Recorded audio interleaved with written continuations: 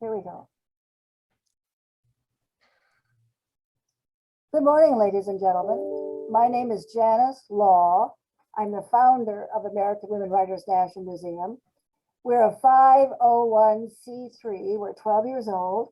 We usually meet in the press club, the National Press Club in Washington, D.C. We've met there for years.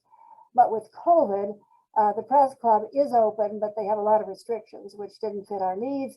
And so we've gone to Zoom, and we appreciate every one of you who have come today. We appreciate it very much. I'm going to introduce our speaker. Our speaker today is Debby Applegate. Dr. Applegate is a historian and biographer. She's based in New Haven, Connecticut. Her first book, The Most Famous Man in America, the biography of Henry Ward Beecher, won the 2007 Pulitzer Prize for biography and was a finalist for the Los Angeles Book Prize and the National Book Critics Circle Award for biography. She's the third, I believe, women Pulitzer winner we've had on our program. We had 2 Pulitzer winners from the Washington Post, and I think one other. And Dr. Applegate is a graduate of Amherst College. She was a Sterling Fellow in American Studies at Yale University, where she received her PhD.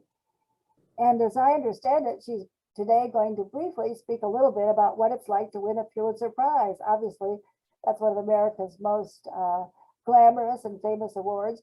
And then she's going to talk about her book, The Biography of Polly Adler. Thank you very much. And Dr. Applegate. Thank you so much for having me. What a genuine pleasure to be here. Sorry that it's not in the beautiful press club, but this is very convenient, especially since it's snowing up here. Our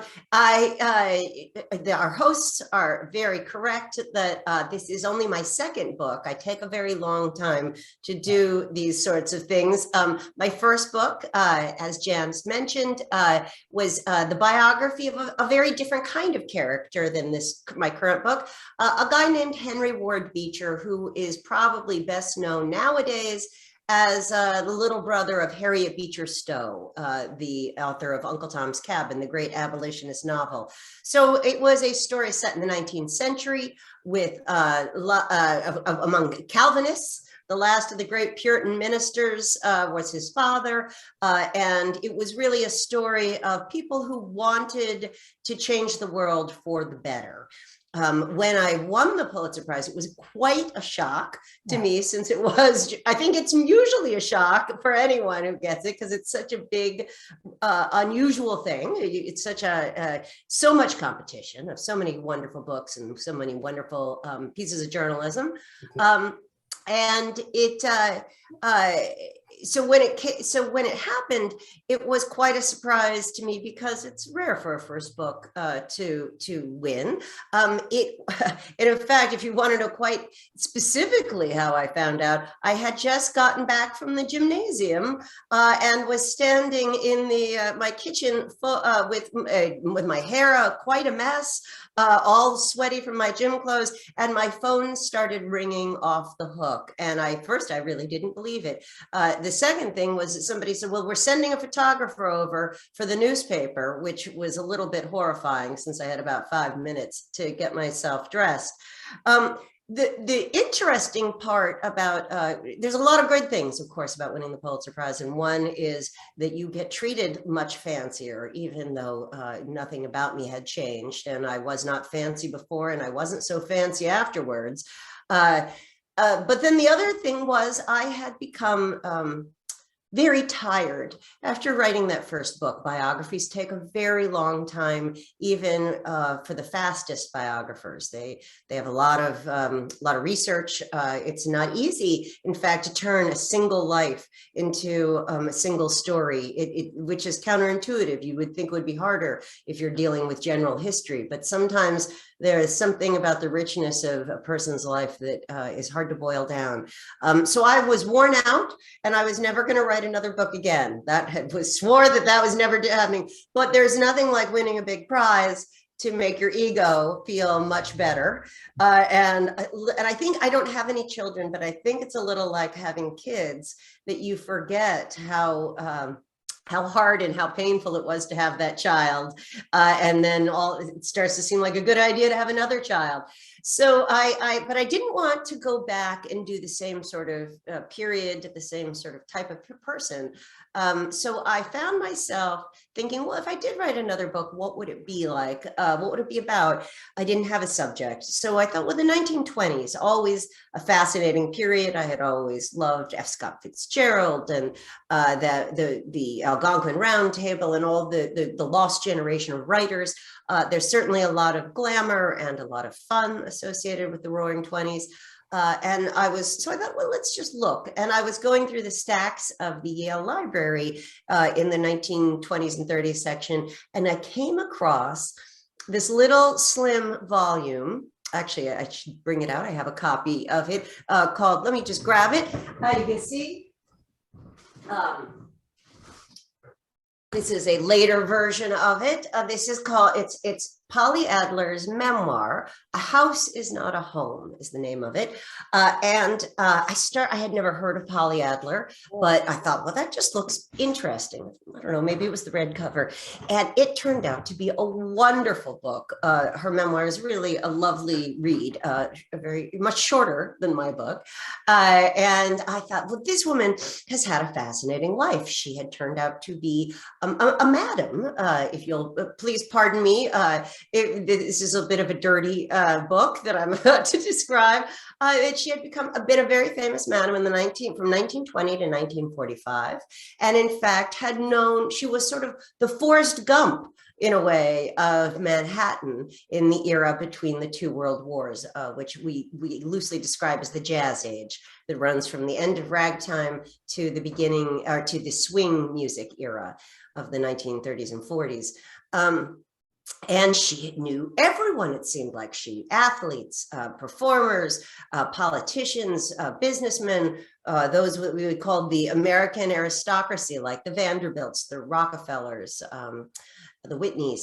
And I thought, well, and all the big gangsters of the era, all the big bootleggers and gamblers whose names are familiar to us, like Lucky Luciano or Meyer Lansky, Bugsy Siegel, Al Capone. So I thought, well, she's just got everything. I bet I could do something with her. Well, I should have realized that switching from would-be saints to unrepentant sinners, from ministers to madams, was going to be a bigger task than I realized. It ended up taking 13 years to write this new book. Now, probably other people could have done it faster.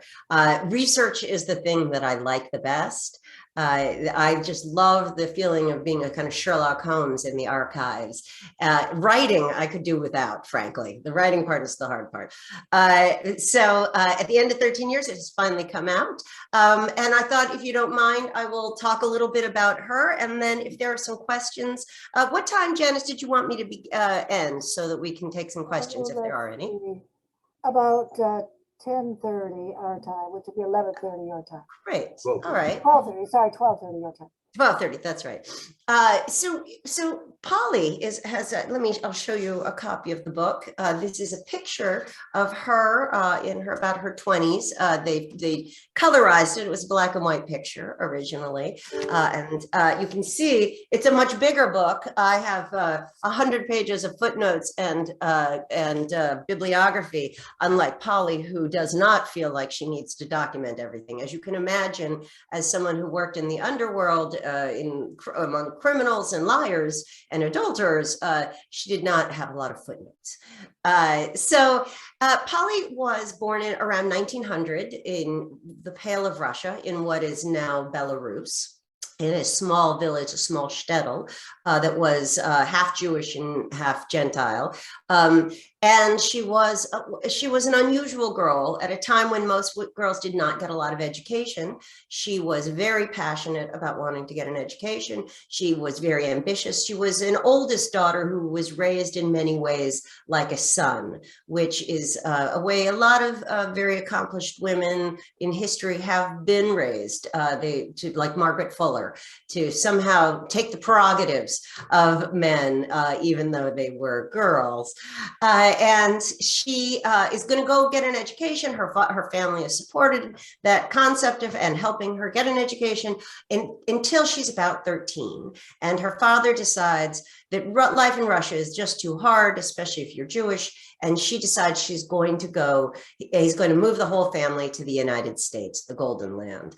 But he doesn't have enough money to do it all at once. So he's going to send the family over in installments. And as the oldest child, she's going to go first. So in December of 1913, she arrives in Ellis Island all by herself and is sent to go stay with people she didn't really know. They were friends of her father's who lived up in Springfield, Massachusetts.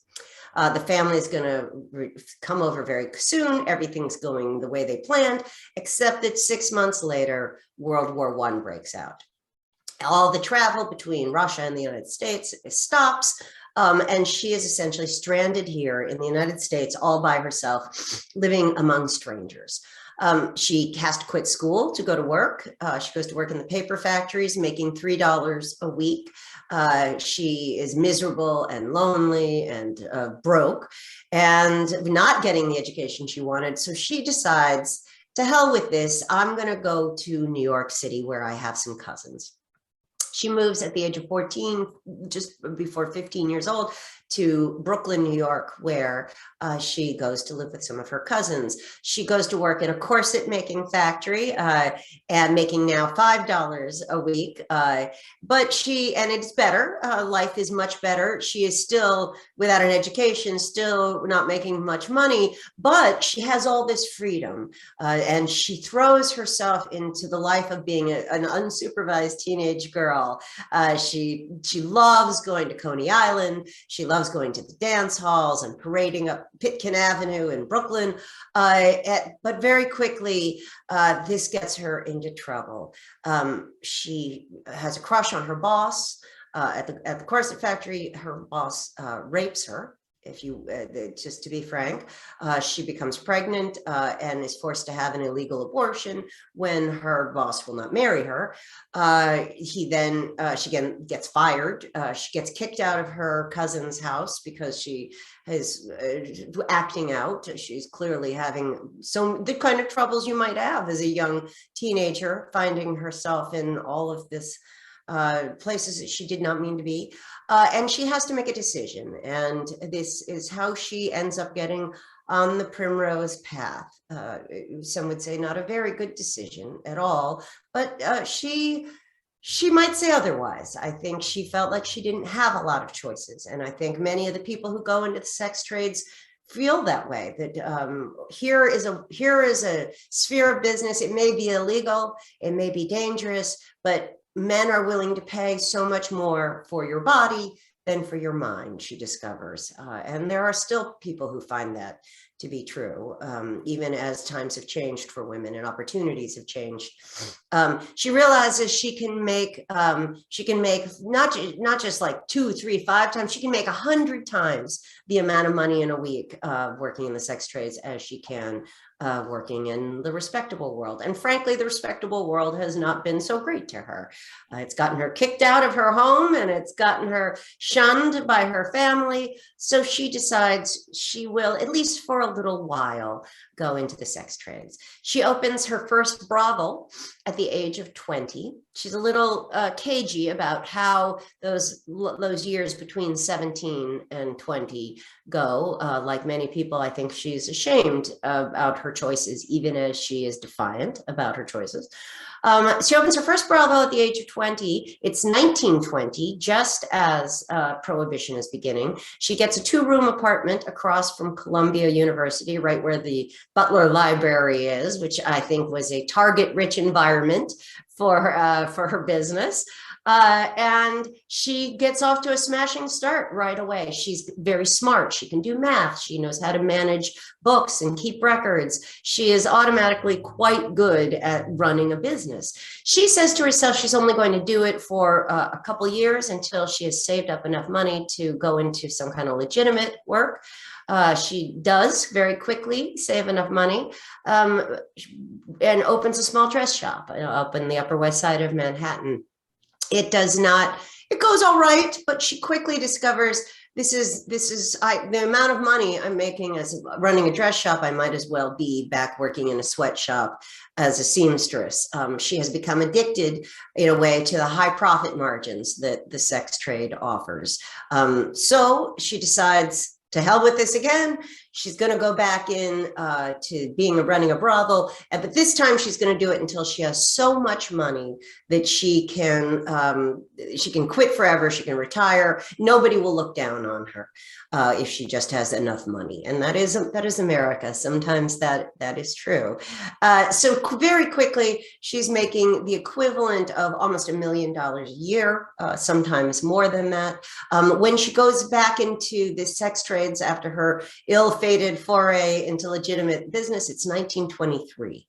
The prohibition is roaring, and this really has a tremendous effect on her. She is taken up first and foremost by the bootleggers, the up-and-coming bootleggers who are beginning to just make money hand over fist.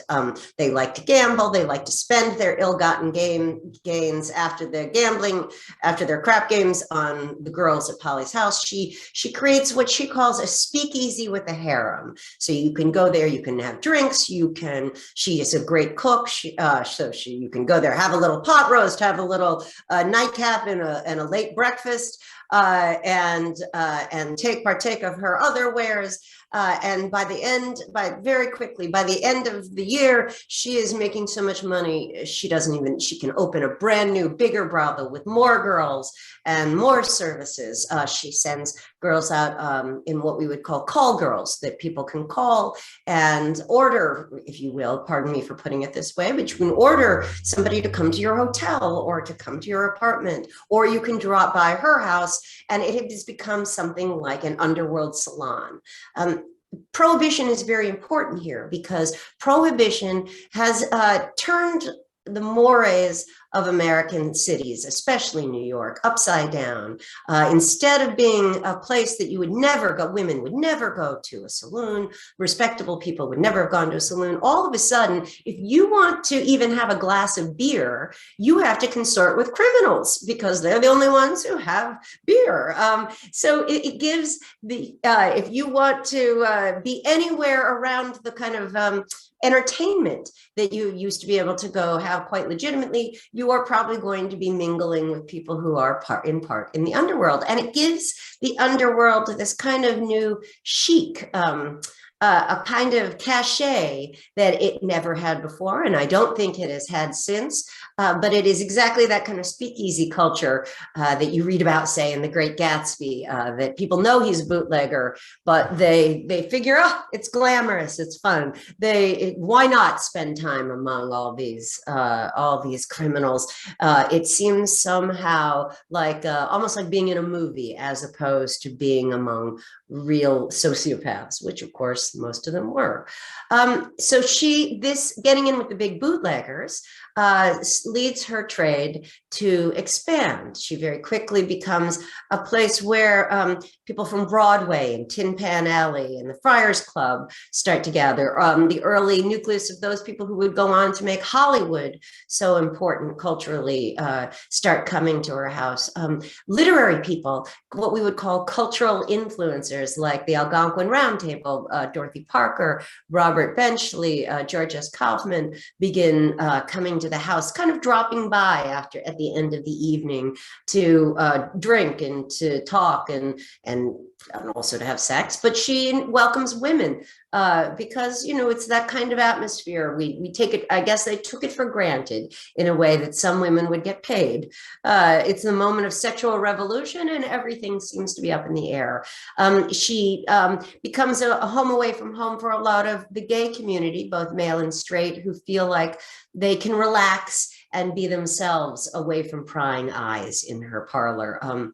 She also becomes a very important place for racketeers and gangsters to meet with politicians and judges away from prying eyes when they want to make illicit deals. She becomes very popular among the crooked cops who are rampant in this period. She makes kind of a home away from home for all the crooked cops, especially the vice cops of New York City. And that is a huge part of her success. She knows so many politicians. politicians and she knows so many cops that her house in general is somewhat protected. And even though she is arrested many times, she does not go to jail because she has enough money to bribe her way out of things, and she has enough connections to keep herself out of real trouble. By the end of the Prohibition, she is riding high. She is famous, but in a quiet way. But all of that changes when the crash of 1929 comes. The Great Depression sets in and the national mood changes. All of a sudden, we don't find crooked politicians and gangsters to be quite so glamorous. We don't find them to be sort of funny characters. The mood becomes much more censorious, much more anxious, and much harsher. There are a number of scandals in which she is caught up in, municipal scandals. People like Walter Winchell and the New York mayor, Jimmy Walker, are some of her biggest clients. Well, Jimmy Walker is in quite a bit of hot water. And here was probably the most shocking part of my research. I was told by an elderly gentleman who knew Polly at the end of her life that near the end of her life, when she was already had the cancer that would kill her, she tells him, confesses just quietly, that Franklin Delano Roosevelt had been one of her customers at the time that he was running for governor of New York City. Now, I spent a lot of time trying to investigate this claim. I could never definitively prove it. However, there was a lot of circumstantial evidence to suggest that it was true. Certainly, it is the case that she was very much on Franklin Delano Roosevelt's radar when all these scandals hit. He's getting calls from politicians and big men across the board. Jock Whitney, for example, is one of her biggest clients. Many of the people in the advertising industry and the radio industry and newspapers are also her clients. And so she's getting, FDR is getting all of these calls. You've got to do something to make sure her books that have the customers' names don't come out. She ends up getting swept up into these scandals and becomes nationally famous. The newspapers start calling her the female Al Capone, the queen of the underworld, the czarina of vice. Her parents, who now live in the United States, find out. Everyone finds out because she's on the front pages of the newspapers. And yet she is still wily enough that she escapes real trouble, even as many of the cops and politicians who she knows go down. She is wily enough, frankly, to escape being captured until 1935, when Dutch Schultz, who is one of her big clients, has been hiding out in many of her apartments while he's been under investigation by the police and by the FBI and the Treasury Department. And so she gets swept up in the dragnet to try to pull him down. She ends up going to jail for, the sentence is for 30 days. She gets 5 days off for good behavior. It's such a short term in women's prison because her good friend Lucky Luciano pulls some strings to keep making it so short. And when she gets out, of course, she's broke. She feels humiliated. But it turns out that all of this publicity in the newspapers, the publicity around her arrest, has made her more famous than she's ever been, and it has made her business even better. Now, prohibition's gone. It's legal to drink and to do all the things that you could do before, but there are a lot of people who miss that little quiet club atmosphere, who want to go back to her place where you can be having your own little space away from everyone else watching you. So she becomes probably in many ways more successful than she was before. She is the madam of choice for Cafe Society. And she, for example, the 21 Club and the Stork Club, whenever they have people who are looking for a little extra, looking for a woman, let's just be frank about it, they send their customers to her. So by the end of the 30s, she really, she knows royalty. She knows people in the military. She knows people in Washington, D.C. Many of the people she has cultivated for years are now the kings of Hollywood. Many stars of Hollywood, including, you probably are too young to remember people like Wallace Beery, but who was one of her closest friends, Robert Benchley, one of her closest friends. She had many women work for her who very quietly, under.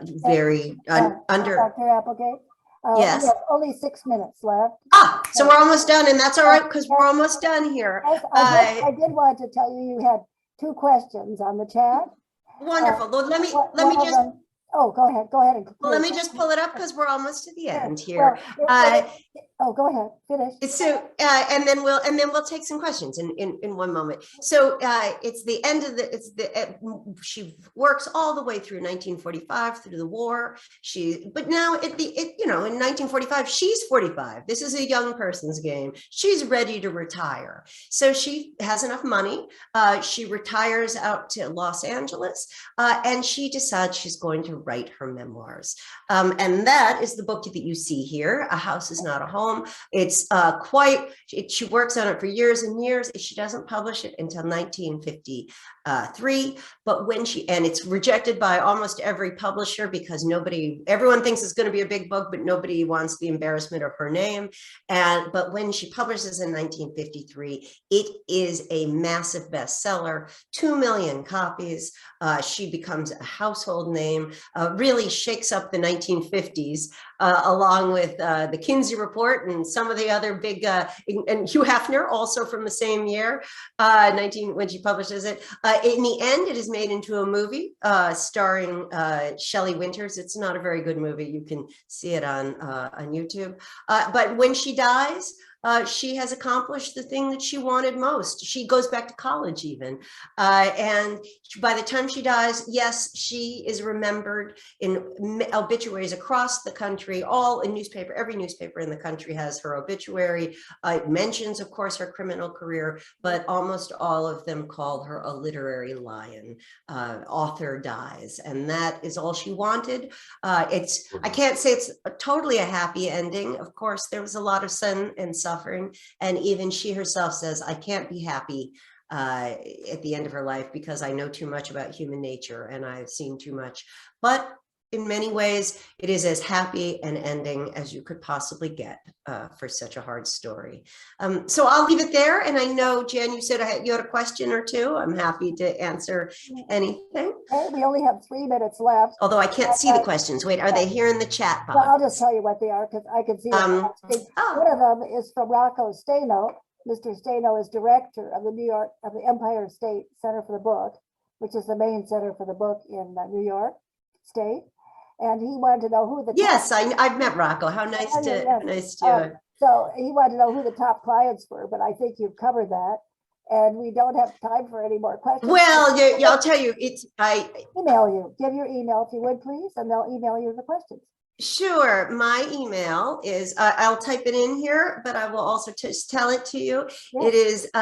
It is Applegate, like my name, APPLEGATE at Rain. It's a long one, Rain, just like it's a maker, thinking.com. So Rainmaker there's the G there, Rainmaker Thinking, rainmakerthinking.com. I would be delighted to answer any questions. I would be delighted to sign books or speak at a book club, anything you like. I would just want to say on the top 3 clients, I know that there are so many that we didn't even really get to mention, but right now, some of the ones I like the best, besides Walter Winchell and Jimmy Walker, are Desi Arnaz happens to be one of the ones who I specifically always think of as a great guy because he's not ashamed of saying it. Robert Benchley, as I say, was one of her closest friends, the humorist from the Algonquin Round Table, who did so much for her ego and her reputation. I mentioned Jock Whitney, but all of the Vanderbilt sons, the racier ones, came through. Many comedians like Milton Berle likes to talk about her. And of course, the criminals, almost every major gangster of the era came through. In particular, I would mention Arnold Rothstein, who you may remember as the guy who fixed the 1919 World Series, allegedly, and who appears in The Great Gatsby as Meyer Wolfsheim. But there were many more that she herself declined to name, many far more respectable people as well. And I would say, I don't know quite as much about the women who worked for her. Most of them were just professional prostitutes, but many of them were perfectly respectable women who were just trying to break into show business, and just would go on a few dates for her temporarily undercover while they were trying to get there, waiting for their big break. And the one that I found most notable was I'm sorry, From the Road to Dorothy Lamour. That was one of the few who she actually named in her private papers. She was very good friends with Martha Ray and Ruby Keeler, who may or may not have gone on dates for her. Dr. Applegate, we have less than a minute left, so I just thank you very much for speaking to us. We really appreciate it so much. And if you have any questions, mail your questions to Applegate at Rainmaker. What was it? Rainmaker. So it's Applegate at rainmakerthinking.com. And I have a website. If you just Google me, you can reach me that way. Okay. And our February speaker, we're going to have Sara Gay Forden. She's going to speak on her book, which is House of Gucci, how it was made into a movie, a story of murder, madness, glamour, and greed. So thank you all very much for attending. We really appreciate it. I'm going to end it now, and we'll see you next month in February. Thank you, Dr. Applegate. We're very Thank you. Thank you.